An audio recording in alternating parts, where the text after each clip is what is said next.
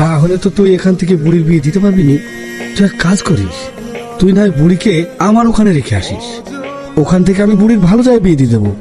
মেজেব্বা ঘুরি বসেন, তাহলে মেজেব্বা যেটা বললো তাই করো।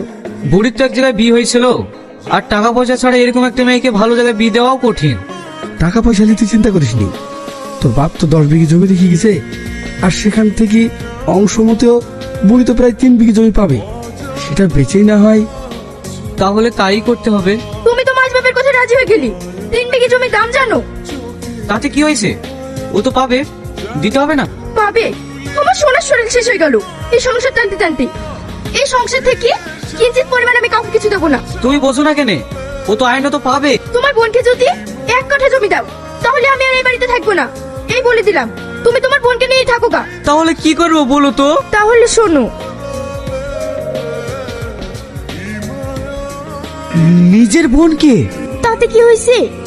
আমি যা বলছি তাই করু, তাতে সাপও মরবে আর লাঠিও ভাঙবে না।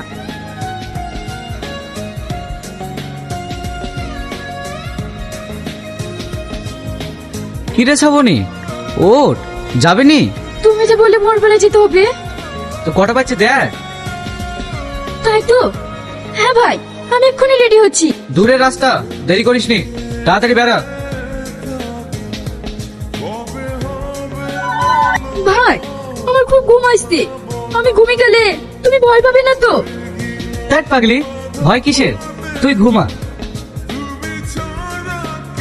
এই তো সুবর্ণ সুযোগ, এইবার ওর হাত পা বেঁধে পানিতে ফেলে দিলেই শেষ। ভাই, তুমি কি করছো? ছেড়ে দাও, ছেড়ে দাও আমাকে। জমির ভাগ দিবি না? ভাগ তোকে দিচ্ছি। ভাই, তোমাকে কিচ্ছু দিতে হবে না, আমার শুধু পানটা ভিক্ষা দাও। দরকার হলে দেশে দেশে ভিক্ষা করি খাবো, তবুও তোমার কাছে বোনের দাবি নিয়ে যাব না। ভাই গো, আমাকে ছেড়ে দাও ভাই। ছেড়ে দেব? যা, ছেড়ে দিলাম। কিসের শব্দ হলো মনে হলো? চ চ, দেখি আসি।